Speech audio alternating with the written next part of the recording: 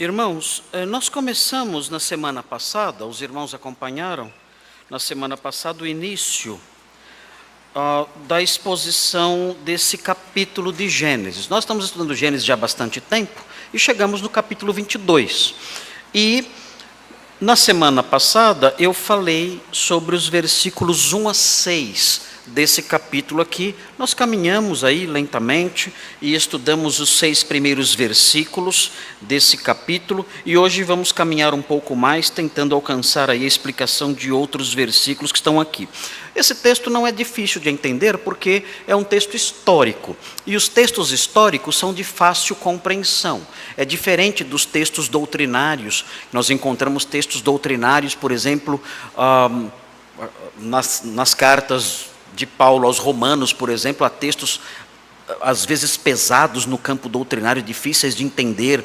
A carta aos Hebreus, temos estudado a carta aos Hebreus nas quartas-feiras, versículo por versículo, e nos deparamos com porções difíceis de compreender também. São textos que requerem mais esforço mental, requerem um trabalho maior de interpretação, de exegese, de conhecimento das questões ligadas às características internas de cada livro. Mas quando nós nos deparamos com um texto como esse, de Gênesis 22, por ser um texto histórico, a leitura que nós fazemos dele, a simples leitura que fazemos, já faz com que nós compreendamos o que está acontecendo. Então bastam algumas explicações e algumas conexões para que o texto se aclare ainda mais, tenhamos uma visão mais clara ainda do texto em nossa mente, e possamos fazer as aplicações devidas, tirando do texto aquelas lições, as lições teológicas, doutrinárias, que naturalmente emanam dele. Nós estamos aqui diante do que, conforme eu expliquei para os irmãos, um texto que recebeu na tradição judaica o nome de Akedá. O nome desse texto é esse, Akedá. Por que ele tem esse nome, Akedá? E eu já expliquei no comecinho, quando eu li o texto, no momento da leitura do texto base, eu expliquei para vocês que é porque esse texto fala que Abraão amarrou o seu filho. E isso está no versículo 9. No versículo 9 do capítulo 22, você encontra aí o verbo amarrar. Abraão amarrou seu filho Isaque. Por causa desse verbo, então, o capítulo 22 recebeu, o capítulo 22 na história que estamos lendo, que o capítulo 22 depois fala da descendência de Naor, mas na porção que fala sobre o quase sacrifício de Isaque, que sabemos que Isaque não chegou a ser sacrificado, mas o texto que trata, no capítulo 22, do quase sacrifício de Isaque, recebe esse nome, Akedá. E eu fiz uma divisão aqui. Na realidade, a divisão que eu apresentei para os irmãos não foi uma divisão que eu criei. Eu não criei essa divisão. Às vezes, eu crio divisões no texto com o objetivo de torná-lo mais fácil de ser compreendido, a fim de que, ao longo da exposição, os irmãos possam compreender melhor as diversas divisões. Geralmente, eu faço isso levando em conta o avanço de cada etapa do texto. Então, quando muda um parágrafo, eu coloco ali uma divisão e coloco um título. Muda outro parágrafo, eu coloco outra divisão e outro título. E assim, então, eu pretendo ser um pouco mais didático, porque eu sei que não é muito fácil para os irmãos, num domingo à noite, pensando que amanhã é segunda-feira e que tem que trabalhar amanhã e pegar metrô lotado e pagar as contas que estão ali vencendo, ali os boletos que estão vencendo.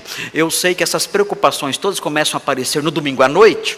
Eu sei que esses sentimentos, essas preocupações são anti-acadêmicas, são antididáticas. Nós temos dificuldade de aprender por muito tempo, ou de ouvir um sermão durante muito tempo, enquanto temos essas preocupações na nossa mente. Então, por isso, eu tento tornar o texto mais fácil de compreender por meio dessas divisões. E eu apresentei as divisões aqui para vocês, mas as divisões que eu apresentei para vocês não foram divisões que eu criei desta vez. Não.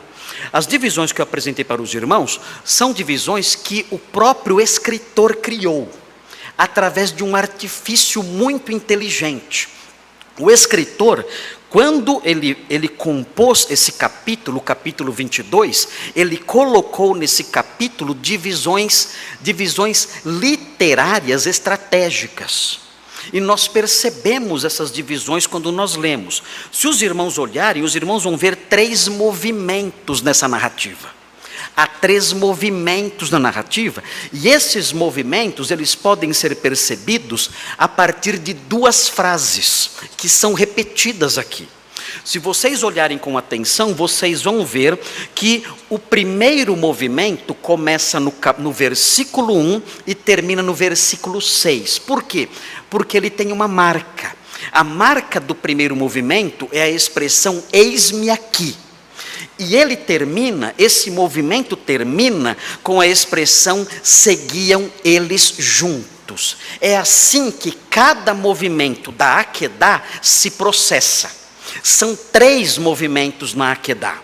São 3 movimentos com marcas literárias. O escritor é muito hábil, o escritor é muito capaz, o escritor é muito criativo, muito inteligente, ele sabe escrever.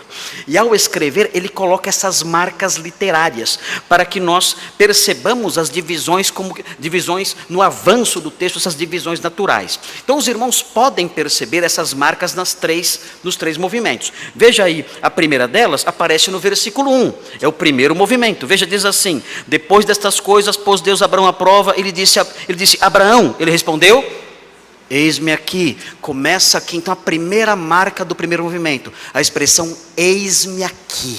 E como termina o primeiro movimento? Se os irmãos olharem no versículo 6, o texto diz assim, no finalzinho, assim caminhavam ambos juntos. Acabou o primeiro movimento.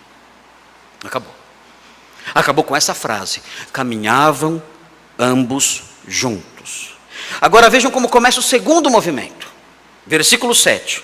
Quando Isaque disse a Abraão, seu pai, meu pai, respondeu Abraão, eis-me aqui. Começou o segundo movimento. E aí o texto continua. E nós vemos o finalzinho do segundo movimento, quando nós chegamos no versículo 8. Respondeu Abraão, Deus proverá para si, meu filho, o cordeiro para o holocausto. E seguiam ambos juntos. Terminou o segundo movimento. Está aí o segundo movimento. Vai começar o terceiro movimento agora. Veja na sequência. O texto fala que eles chegaram ali no lugar onde deveria haver o sacrifício. E chegamos no versículo 11 que diz, mas do céu lhe bradou o anjo do Senhor. Abraão, Abraão, ele respondeu, eis-me aqui, é o terceiro movimento. E como termina isso? Vejam o finalzinho, versículo 19. Então voltou Abraão aos seus servos e foram juntos para Berseba. Acabou o terceiro movimento. Perceberam isso? Isso não está aqui por acaso. Essas são divisões literárias estratégicas. O autor colocou essas divisões aqui. E isso mostra o quê? Esse eis-me aqui, seguiam juntos. Eis-me aqui, seguiam juntos. O que isso mostra? Bem, é difícil agora essa pergunta. É difícil. Ele quer frisar isso? Ele quer frisar a postura do eis-me aqui? Ele quer mostrar que dizer eis-me aqui não significa necessariamente solidão? Que quem diz eis-me aqui caminha junto com alguém? Ele quer fazer isso? Não sei. Não sei. Se é isso, não está claro.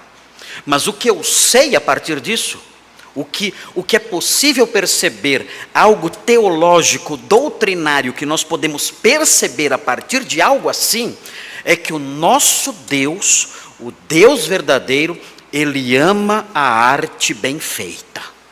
Isso nós aprendemos. Nosso Deus não gosta de funk.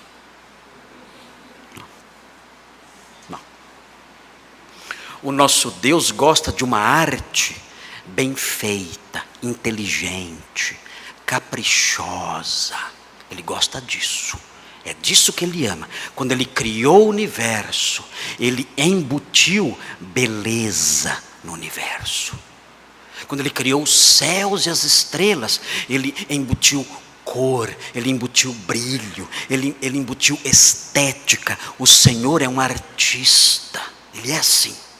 Ele ama a ordem, Ele ama a beleza, Ele ama o capricho. E o crente, o homem que aprende com Ele, se torna alguém assim.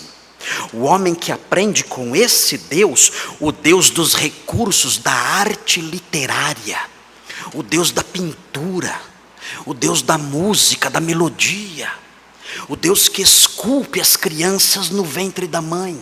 Esses seres maravilhosos que Ele faz. Esse Deus que ama a beleza, que ama a arte, que ama a poesia. Esse Deus, Ele imprime o seu caráter nos seus filhos.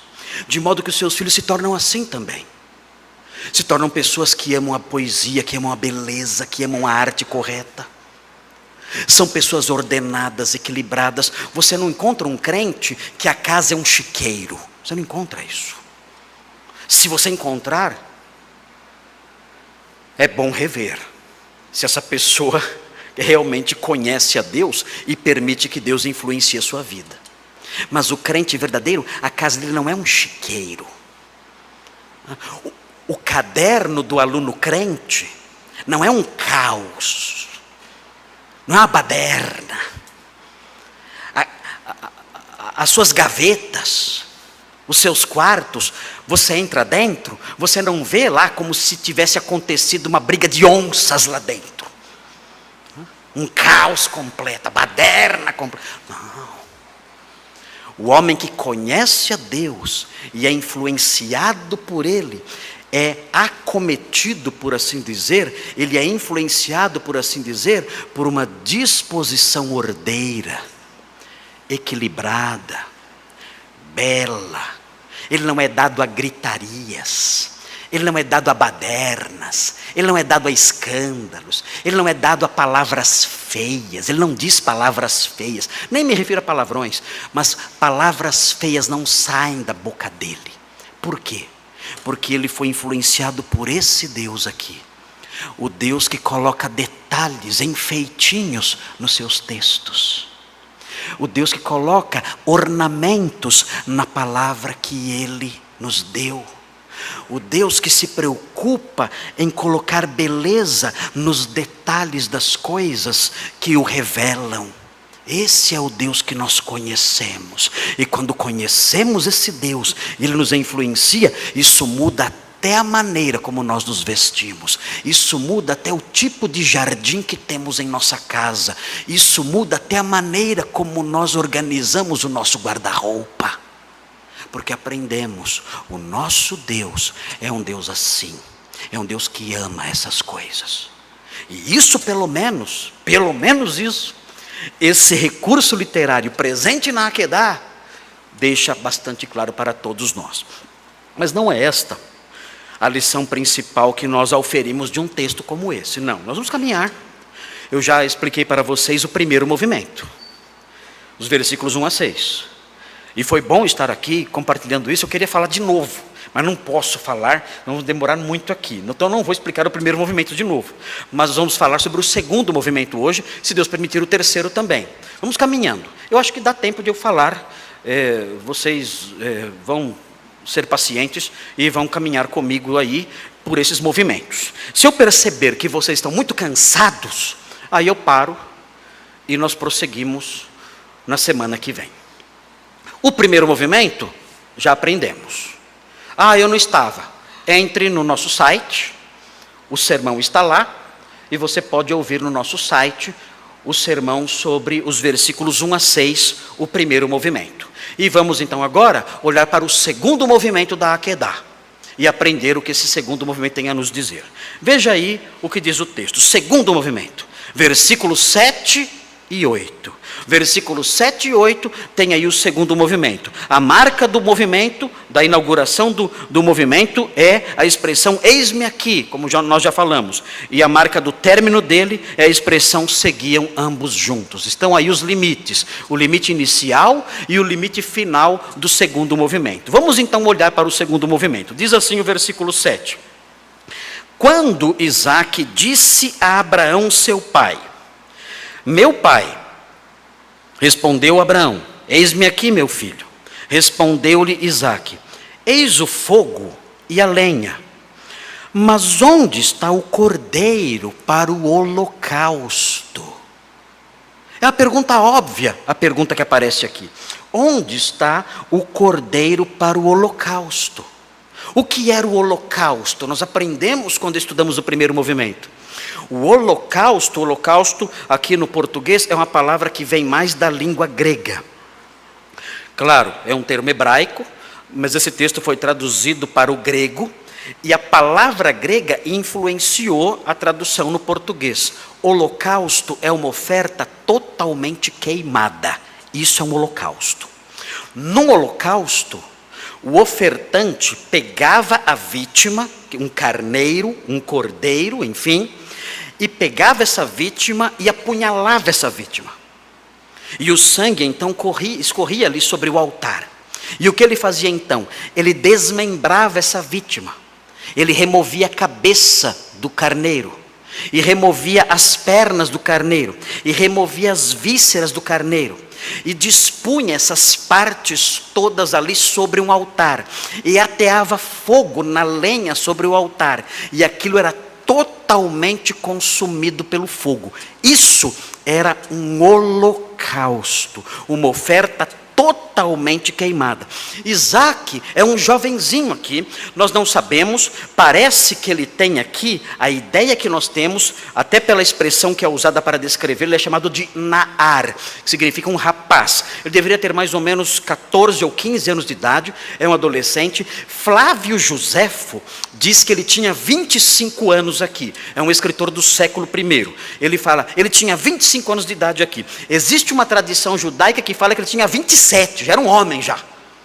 Mas eu acho que isso é um pouco exagerado. Pela cronologia de Gênesis parece que isso é um pouquinho exagerado, não sabemos. Mas enfim, já era um jovem. E ele percebe que é algo estranho. Ele percebe que Abraão trouxe até a lenha de casa, algo que não era necessário fazer, porque evidentemente a lenha ele poderia encontrar em qualquer lugar. Ele estava indo para a terra de Moriá, para uma montanha que Deus havia apontado, que Deus apontaria, que Deus designaria, e no caminho evidentemente, ou mesmo no local, ele poderia encontrar lenha, mas não, ele traz a lenha de casa. É um homem prevenido, é um homem prevenido. Ele leva a lenha de casa. Mas Isaac percebe, essa postura de homem prevenido do meu pai não está fechando. Porque ele chega a trazer a lenha de casa, se prevenindo tanto assim para que tudo dê certo no holocausto, mas ele não traz o principal. Onde está o animal para ser sacrificado? É a pergunta óbvia dele.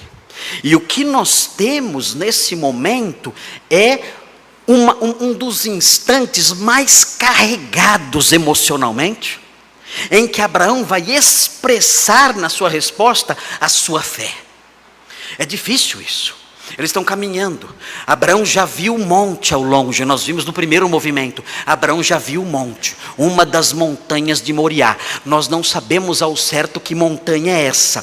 Dizem, a tradição judaica diz, e a tradição islâmica diz também, que esse monte que ele viu ao longe, na terra de Moriá, é o próprio monte que recebeu posteriormente o nome de Monte Moriá, que é onde nós fomos, os irmãos aqui da igreja, vários irmãos aqui da igreja visitaram a esplanada das mesquitas, o Monte Moriá em Jerusalém, logo acima ali onde o Muro das Lamentações está recostado, ali é o Monte Moriá.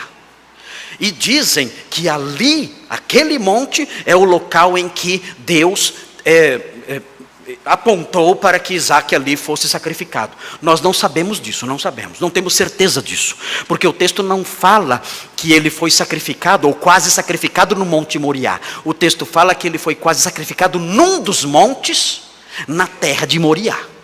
Há outros sinais que talvez apontem para o Monte Moriá mesmo, talvez, mas nós vamos ver isso daqui a pouquinho.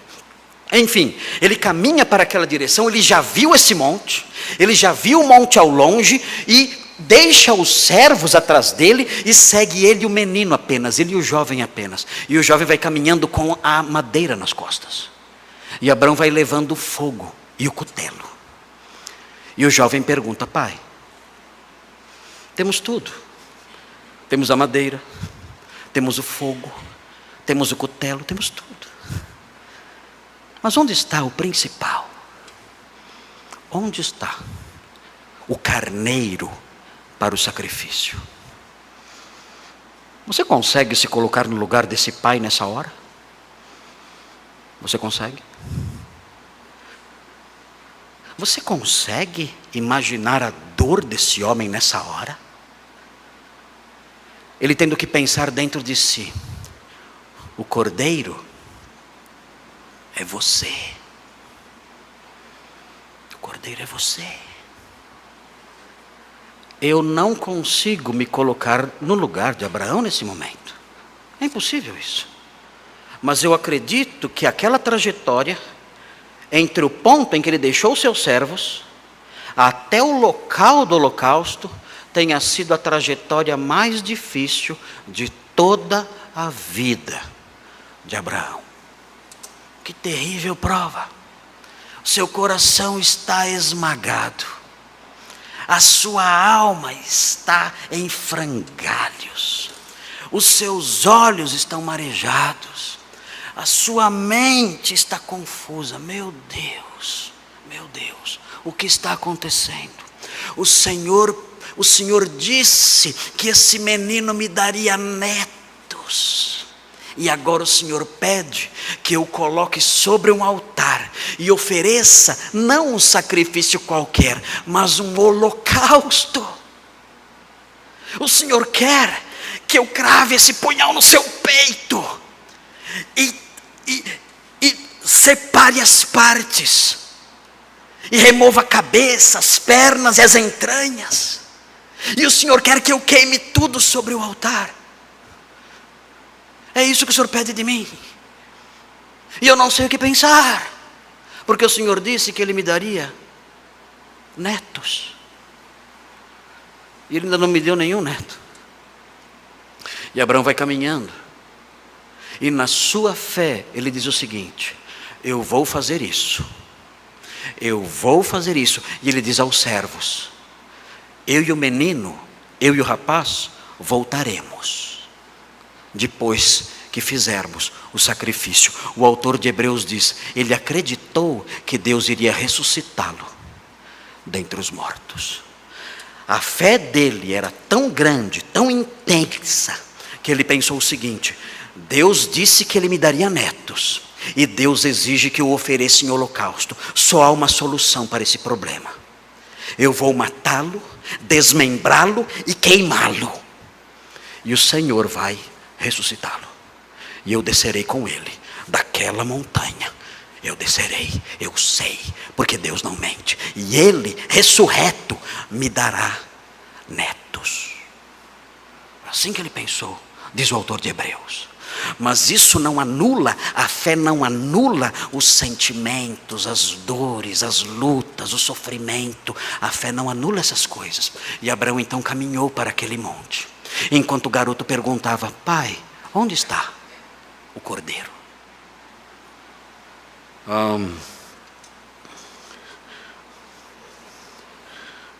É difícil se colocar no lugar dele, mesmo sendo pai. Os jovens talvez um dia entendam isso, o amor dos pais.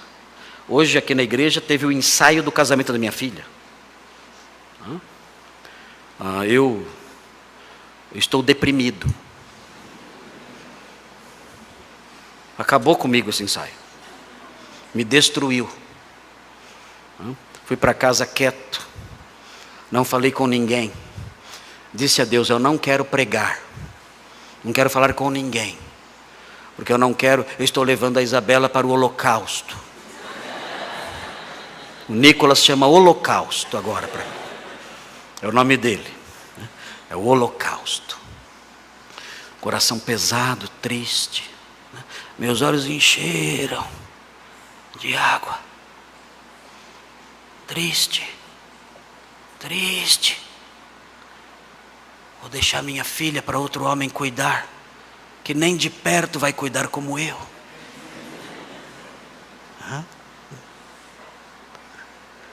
Coração pesado, apertado. Olhei para a Rebequinha brincando aqui, mas ela ontem era desse tamanho. Ela ontem subia nos bancos aqui brincando e correndo. Ela foi criada aqui. E agora eu participei do ensaio do casamento dela. Não, isso não está acontecendo. Senhor, dá-me um texto para me consolar. Ele me deu esse aqui.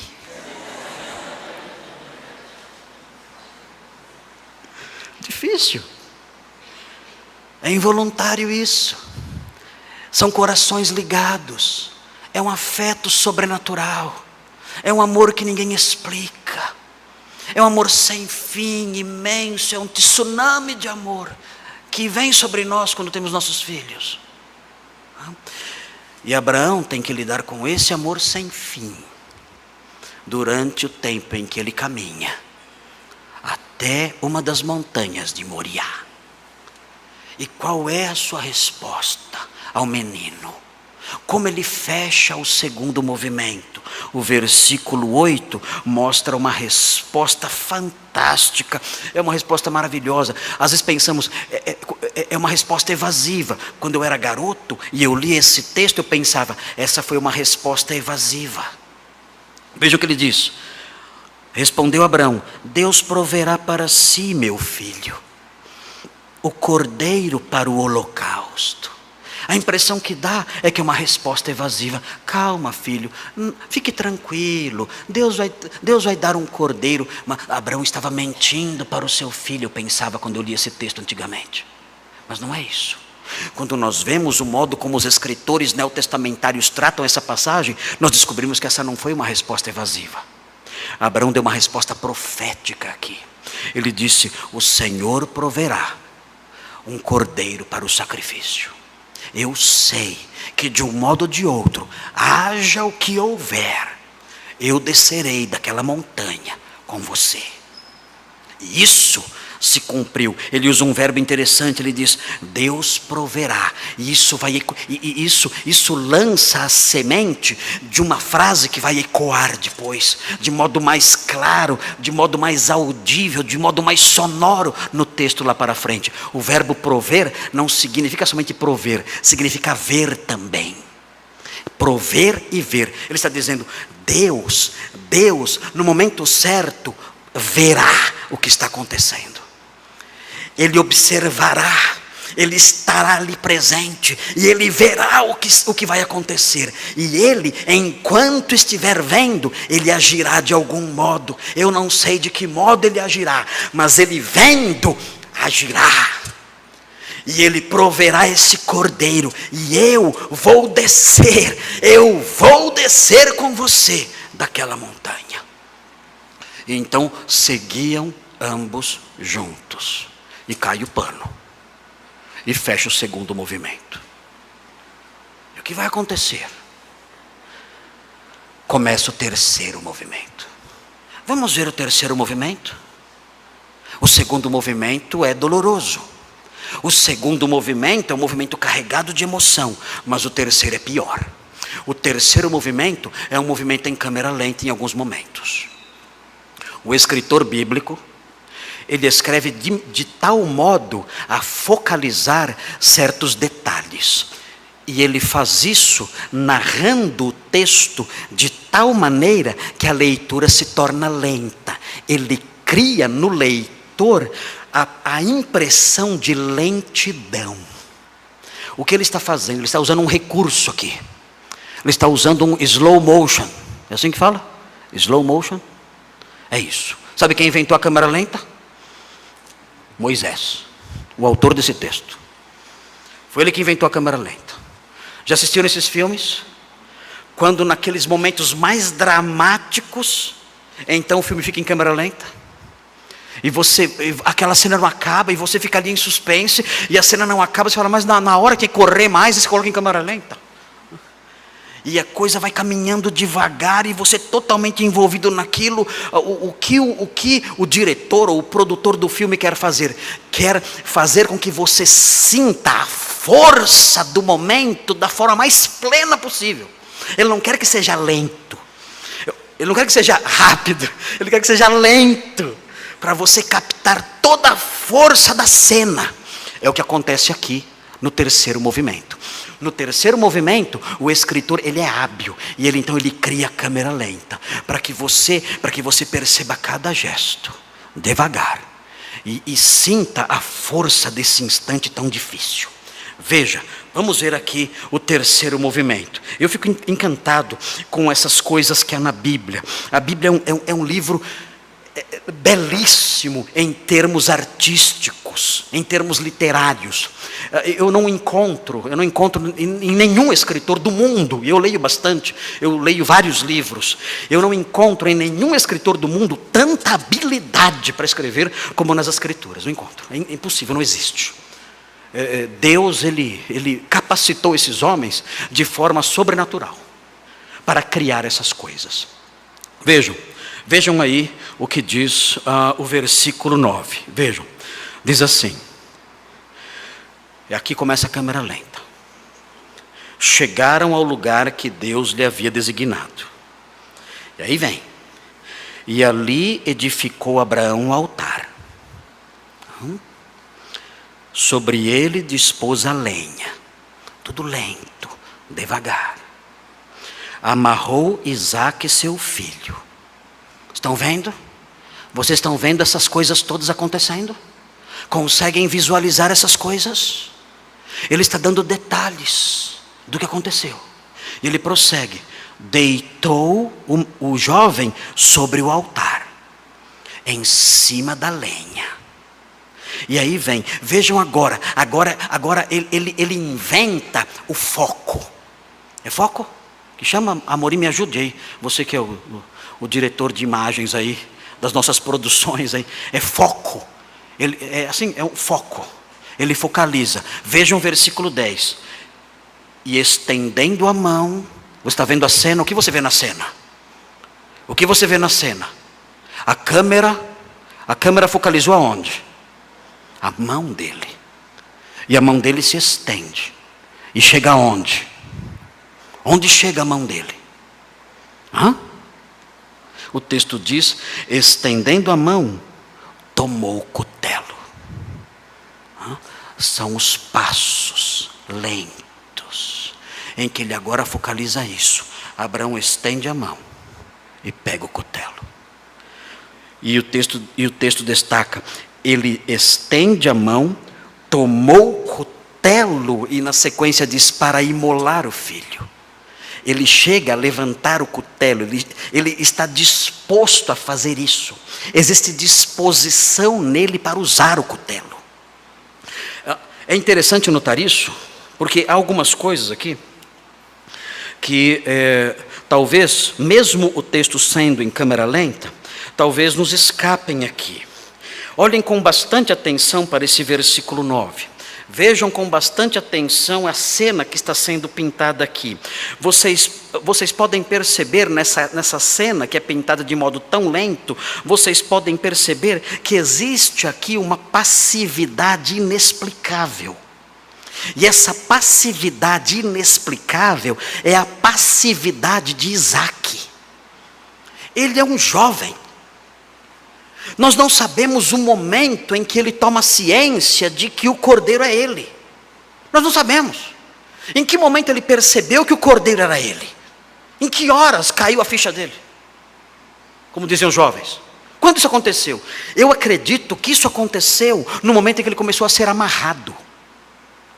E é curioso notar, ele é um adolescente. Ele tem 14 ou 15 anos. E ele está sendo amarrado por um homem que tem mais de 110 anos de idade. Imaginem. E ele não faz nada. Ele é amarrado ali. Ele não diz nada. As únicas palavras dele de Isaque, nós já estudamos. Ele perguntando, pai, onde está o animal para o sacrifício? São as únicas palavras dele em todo o texto. Agora, nesse momento em que ele está sendo amarrado, ele não faz nada. Ele poderia repudiar ali aquele instante. Ele poderia, com todos os bons modos que os adolescentes geralmente têm, ele poderia afastar a agressão com muita facilidade. Um moço de 14 ou 15 anos de idade, diante de um velho de mais de 110 anos. O que você está fazendo, pai? Você vai morrer sobre o altar. O quê? O que o senhor disse? O senhor ficou caduco. Jamais. Você está louco, pai? O que é isso? Onde você está com a cabeça? Eu vou contar para a mãe agora. E o senhor vai ver o que vai sobrar para você. Nem pense em me encostar um dedo. Mas curiosamente, é interessante ver isso. A tradição judaica não deixou isso caminhar despercebido, passar despercebido. A tradição judaica entendeu até que o sacrifício e a disposição de Isaac em padecer, isso causou impacto sobre toda a história de Israel. Porque entenderam que o fato do patriarca se dispor a esse sofrimento e ser liberto, isso era algo profético. O povo de Israel se disporia a sofrimentos terríveis, silenciosamente, e seria liberto. E entendem que existe aqui um protótipo, uma prévia de tudo o que aconteceria com a história de Israel. Porque aquele moço, ele não resiste em nada. Ele fica em silêncio, quieto, não reage enquanto está sendo amarrado e enquanto é colocado sobre a lenha. E aí então nós perguntamos, por que então Abraão amarrou? Os holocaustos não eram amarrados. Nós lemos no livro de Levítico, nós aprendemos quando estudamos o primeiro movimento, nós aprendemos que os holocaustos não eram amarrados. Por que esse menino, esse jovem está sendo amarrado? E então as respostas que são dadas são as seguintes, são por 2 motivos. Primeiro motivo, aquele moço, quando visse o cutelo sendo levantado para apunhalá-lo, a sua reação natural seria se defender. E isso dificultaria o golpe. E mais, além disso, ele sendo ferido, se o golpe não fosse certeiro e não matasse na primeira cravada do cutelo, ele sofreria e se contorceria, e Abraão teria dificuldade em matá-lo. E Abraão teria que dar então diversas punhaladas nele, até que ele morresse. Então, a fim de que ele pudesse garantir a certeza do golpe, a fim de que o golpe fosse certeiro, ele amarrou Isaac, para que Isaac não se mobilizasse, e o seu golpe fosse certeiro, de tal modo que ele o matasse na primeira punhalada. É isso que está envolvido aqui. É algo terrível. Ele não queria machucar o menino. Ele não queria que o menino fosse ferido. Ele sabia que o menino ferido iria se contorcer, dificultando o sacrifício. Então ele o amarra, para que a punhalada o mate na primeira vez. Irmãos, isso aqui é algo terrível, é algo assustador. Esse texto, queridos, esse texto é horrível. Desculpem falar assim. Esse texto é horrível. O que nós temos aqui é algo que, se nós observarmos com atenção, toda a carga de fatos e possibilidades e emoções e sentimentos presentes aqui, nós ficamos mais destruídos do que eu depois do ensaio. Essa é a verdade. É isso que nós temos aqui. Então ele amarra o menino. Ele amarra o rapaz com esse objetivo: garantir, eu vou matá-lo com uma punhalada só. Eu não posso vacilar. Eu não posso ser lento. Eu não posso duvidar. A minha mão não pode tremer. E nem ele pode se mexer. Eu tenho que matá-lo de um só golpe. É isso. Abraão,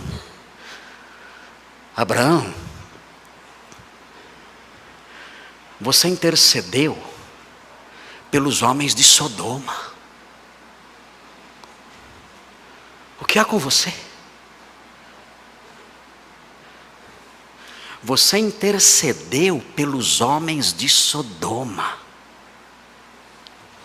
Você implorou por eles diversas vezes. Você implorou pelos homens de Sodoma, que eram as pessoas mais perversas da terra.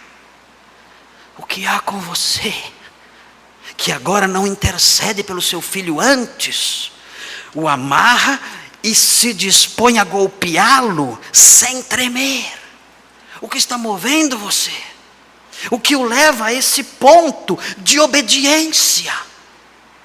Nós descobrimos a resposta a essa questão quando nós prosseguimos na leitura do terceiro movimento. Vejam a leitura do terceiro movimento, acompanhe.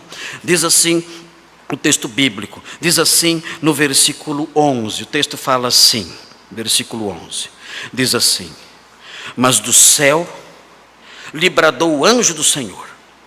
E ele repete, ele grita duas vezes: Abraão, Abraão. Por que ele faz isso? A ideia presente aqui é de urgência. O anjo interferiu na hora. Na hora. O anjo impediu o golpe na hora H. Por isso ele grita duas vezes: Abraão, Abraão. O anjo percebeu que ele iria realmente descer o punhal. Por isso ele grita duas vezes: Abraão, Abraão. E então Abraão responde: eis-me aqui. É o terceiro movimento. Então lhe disse: não estendas a mão sobre o rapaz. Ele disse. E aqui o leitor começa a respirar de novo.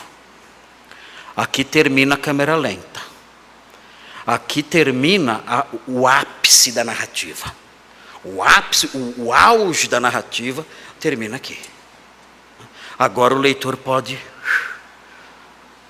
respirar de novo. E nós podemos então prosseguir. E aí surgem então flores de ensinamento belíssimas. Veja o que ele fala. Veja o que ele fala depois disso tudo. Diz assim: não estendas a mão sobre o rapaz, e nada lhe faças, porque agora sei que temes a Deus. Notem, prestem atenção nessa frase. Eu sei que você teme a Deus. Como? Como você sabe que Abraão teme a Deus? E aqui nós temos, nas primeiras páginas da Bíblia, nós temos aqui uma das lições mais preciosas para a nossa vida. Uma das lições que pode transformar você. Uma lição que pode mudar o seu modo de viver para sempre. Ele diz o seguinte: eu sei que você teme a Deus. Por quê? Porque eu sei que você teme a Deus. E vem a resposta: porque não me negaste o filho, o teu único filho. Eu sei que você me teme, porque você me obedece. E você me obedece, custe o que custar. Você me obedece quando dói me obedecer. Você me obedece quando me obedecer significa perder. Você me obedece quando me obedecer significa chorar. Você me obedece quando me obedecer significa confiar de todo o coração contra todas as evidências. Eu sei que você me teme. Agora eu sei que você realmente teme a mim. O seu temor não é da boca para fora. Não. Há um sinal claro da sua obediência. Você me obedece. Você me obedece quando isso custa. Eu sei que você me teme, porque você me obedece. Aí vem a pergunta fatal: você teme a Deus?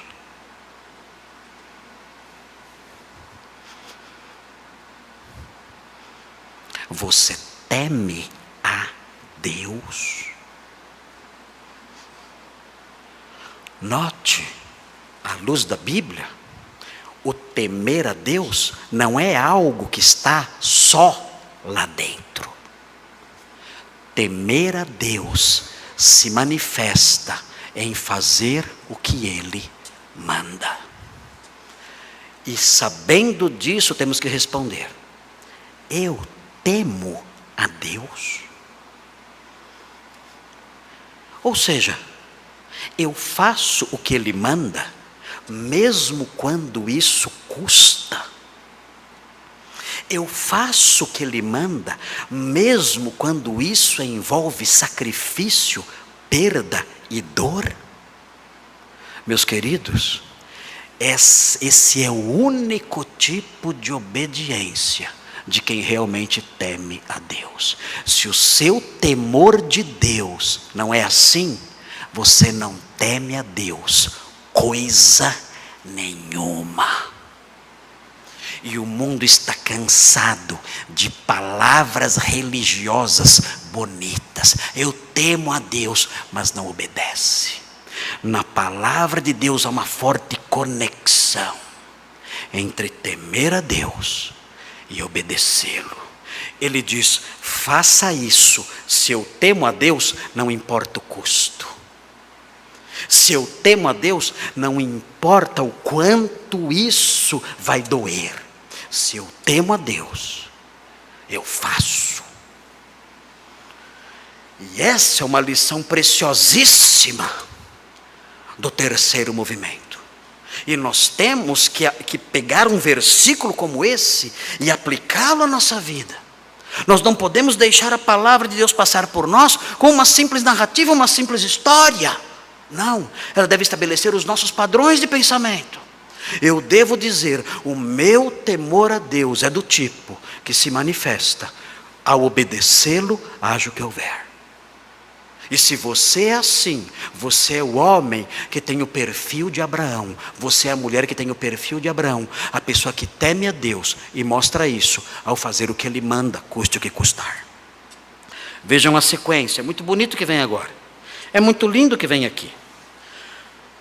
Vejam, o texto diz assim, o texto fala, no versículo 13: tendo Abraão erguido os olhos, na semana passada nós olhamos para os movimentos dos olhos de Abraão. Vocês se lembram disso? Há outros recursos literários aqui, né? Quem veio na semana passada se lembra. Abraão move os olhos duas vezes nesse texto. Na primeira vez, ele levanta os olhos e vê a montanha. O coração aperta. Na segunda vez, ele move os olhos e vê o cordeiro. O coração alivia. E nós aprendemos a lição do movimento dos olhos de Abraão na semana passada, que eu não vou dizer de novo, para você aprender a não faltar na igreja, nem no carnaval. Vamos então prosseguir aqui. Abraão ergue os olhos, e o texto fala, ele viu atrás de si um carneiro preso pelos chifres. Há aqui uma variante de interpretação ou de tradução. Aqui o texto fala, viu atrás de si um carneiro. Viu um carneiro atrás de si. Essa é uma possível tradução. Há uma outra possível tradução, que é o seguinte: ele viu um carneiro que tinha acabado de ficar preso. Um carneiro recém-preso. Não sei como é que fala isso. Recém-preso, não sei. Enfim. Entenderam o que eu falei? Ele viu um carneiro que tinha acabado de ficar preso. É uma outra possível tradução aqui. O fato é que há um milagre aqui. Onde estava esse carneiro o tempo todo? Ele aparece em cima da montanha, preso ali pelos chifres, numa árvore, num arbusto. E o texto fala, tomou Abraão o carneiro e o ofereceu em holocausto. E aí vem uma frasezinha no final, em lugar de seu filho. O que nós temos aqui, estamos no livro de Gênesis, isso aqui é maravilhoso agora. Grifem esse versículo, porque o que nós temos aqui agora é o início de algo fantástico. É Gênesis inaugurando um ensino que nós temos que assimilar. Existe uma verdade teológica embrionária aqui. Existe uma verdade doutrinária presente aqui, que aparece aqui pela primeira vez. E essa verdade doutrinária vai afetar a nossa vida, a sua vida, a minha vida. E essa verdade doutrinária é a seguinte: é a verdade relacionada ao sacrifício substitutivo, alguém morrendo por outra pessoa. É a primeira vez que isso acontece aqui. É o carneiro morrendo em lugar de Isaac. É o carneiro, quem deveria morrer? Isaac. Isaac foi pedido. Mas agora vem um carneiro, e o carneiro é sacrificado em lugar de Isaac. E nós temos aqui a inauguração de uma doutrina que vai mudar a nossa vida. E que doutrina é essa? A doutrina que aparece aqui pela primeira vez é a doutrina do sacrifício substitutivo. E por que essa doutrina é importante? Por quê? Porque a Bíblia diz que a alma que pecar, essa morrerá. Você já pecou? Já? Sabe qual é a pena para você? Morte. O salário do pecado é a morte. E então é nesse ponto que nós encontramos a importância de uma morte substitutiva. O que Deus fez então? Ele disse a Abraão, ele diz no versículo 12: você não me negou seu filho. E o apóstolo Paulo pega o eco desse versículo em Romanos 8. Ele diz o seguinte: Deus não poupou, Deus também não poupou o seu filho. E ele enviou o seu filho para morrer, como ele enviou aquele carneiro que ficou preso ali pelos chifres nos arbustos. Ele enviou o seu filho que ficou preso pelas mãos e pés numa cruz. O Senhor que provê cordeiros, o Senhor provê o cordeiro que tira o pecado do mundo. O Senhor que prende cordeiros em árvores, prendeu o seu próprio filho como cordeiro no lenho da cruz. Ele prendeu o seu filho ali. E assim como aquele cordeiro morreu em lugar de Isaque, o seu filho, o cordeiro que tira o pecado do mundo, morreu em nosso lugar. É a teologia do sacrifício substitutivo. Eu deveria morrer, eu sou Isaque, o meu sangue foi requerido, mas o Senhor enviou o cordeiro, o Senhor proveu o cordeiro, preso ali naquele arbusto, preso ali naquela árvore, preso ali naquele tronco, para morrer em meu lugar. E hoje nós aprendemos no Novo Testamento, todo aquele que crê em Cristo é beneficiado por esse sacrifício substitutivo. É uma teologia que nasce aqui. É a primeira vez que ela aparece, o cordeiro morrendo em lugar de alguém. E nós aprendemos no Novo Testamento, isso aconteceu de novo. Isso aconteceu quando Deus enviou o seu filho. E quem crê nele é salvo, como Isaque foi salvo. Se você crê no Filho de Deus, você será salvo. Se você não crê no Filho de Deus, você morrerá. E morrerá eternamente, porque não haverá substituto para você. Ele é o único substituto. Quem crê nele se beneficia da sua substituição. Quem não crê está condenado para sempre. E o texto prossegue. O texto prossegue, eu vou terminar aqui. Eu não vou acabar o texto todo hoje, não vai dar. Tem muita coisa ainda aqui. Então eu não vou acabar hoje. Vou acabar na próxima semana. O texto diz assim: e pôs Abraão por nome aquele lugar, o Senhor proverá. É o mesmo verbo que aparece no versículo 8. Significa ver e prover. O Senhor verá ou o Senhor proverá. As duas coisas são importantes aqui, porque Deus viu o que Abraão fez e se manifestou ali vendo aquilo. E o Senhor proveu o cordeiro, ele viu e proveu. Ele fez as duas coisas. E o lugar passou a se chamar Iavé Iré.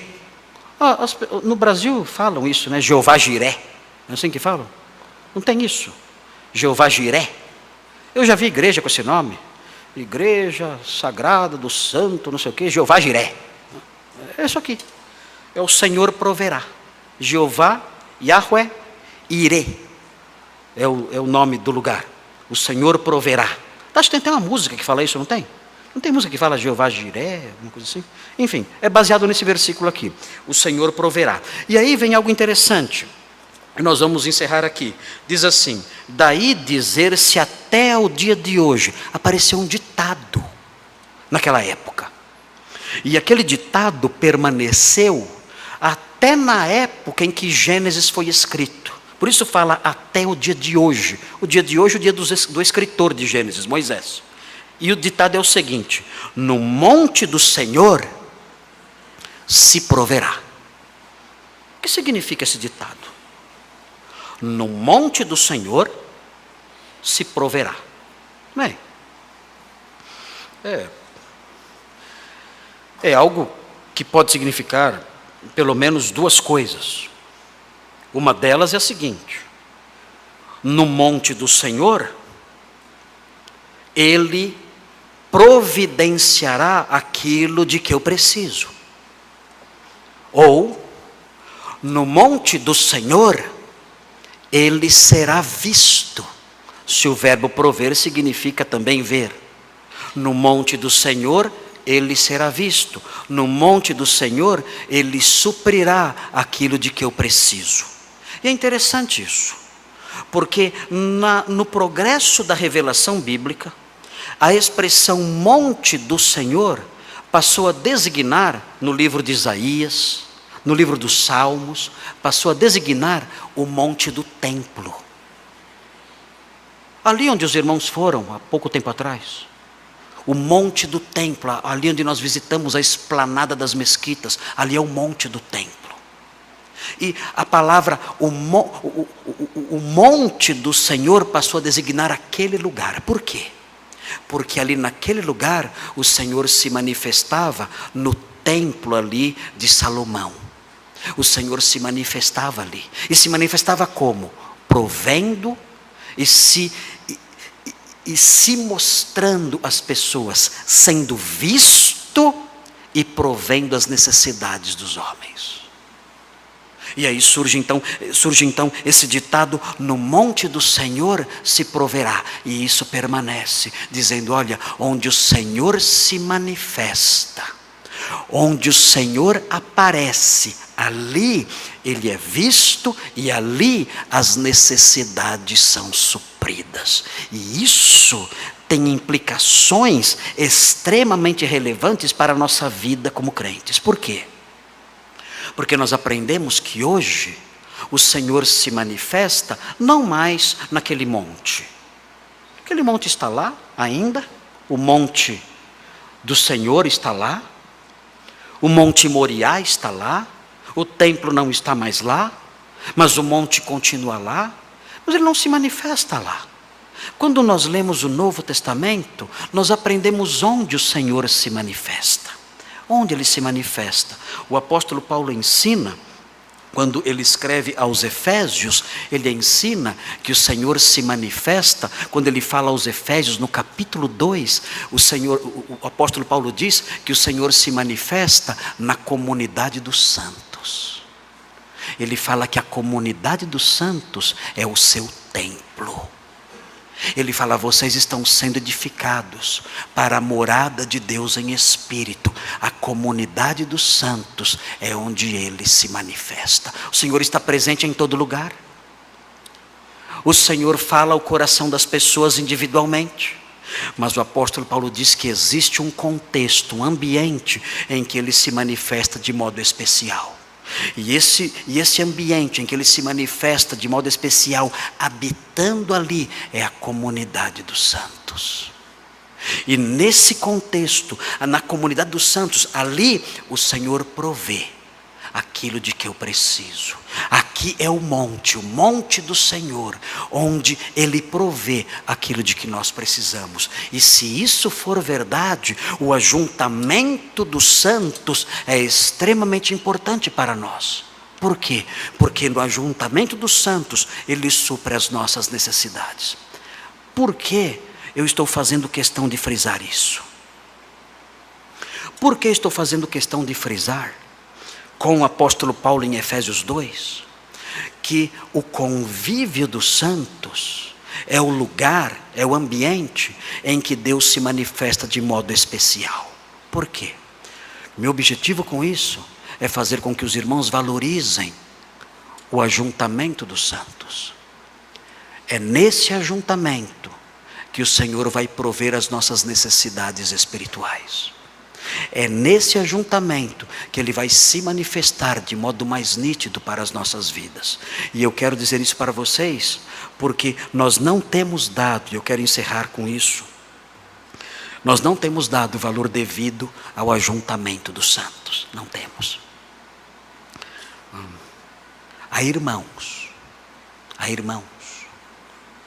que durante o ajuntamento dos santos, ficam trocando mensagens no WhatsApp. Sabiam disso? Há irmãos que durante o ajuntamento dos santos ficam jogando joguinhos de videogame, essas coisas. Ficam jogando durante o culto. Ah, são crianças. Não. São adultos. Adultos brincando de joguinhos durante o ajuntamento dos santos. Adultos, moços, moças, homens, mulheres, mandando mensagenzinhas durante todo o culto, dizendo com isso: o que acontece aqui, enquanto estamos juntos, não vale nada. Mas quando nós olhamos para a palavra de Deus, nós aprendemos que o ajuntamento dos crentes em Cristo ao redor da sua palavra para adorá-lo e servi-lo é o contexto em que o Senhor se manifesta, provendo tudo aquilo de que eu preciso para a vida. E as pessoas que não valorizam isso acabam desenvolvendo uma cristianidade fraca, uma cristianidade que não é capaz de sustentá-los na hora da prova, na hora dos dilemas terríveis da vida, nos momentos em que eu devo demonstrar que sou cristão. Eu não tenho forças para fazer isso, porque durante os momentos em que o Senhor proveria as minhas forças para ser um cristão mais forte e autêntico, eu fico brincando de celular durante esse tempo. A lição da montanha do Senhor presente na Akedah mostra que nós devemos valorizar intensamente os momentos em que Deus se manifesta, os ambientes em que Deus se manifesta, porque nesses ambientes o Senhor provê tudo aquilo de que eu preciso para a vida e para a piedade. Vamos orar ao nosso Deus. Na semana que vem nós terminamos o terceiro movimento. Senhor, muito obrigado por esse texto, Akedah, que mostra essas coisas tão preciosas, que mostra essas lições tão ricas. Nós suplicamos que o Senhor nos abençoe, a fim de que essas coisas façam parte da nossa vida e nós sejamos crentes maduros e melhores. Obrigado por essa história tão linda e obrigado por esse exemplo maravilhoso dado por Abraão. Obrigado porque nessa história nós aprendemos essas lições que foram elencadas aqui. E ajuda-nos para que essas coisas fiquem gravadas em nós. E dessa forma sejamos crentes melhores, buscando ao Senhor, sabendo que onde o Senhor se manifesta, ali há provisão. Ali nós temos a satisfação de tudo aquilo de que precisamos. Pedimos essas bênçãos em nome de Jesus. Amém.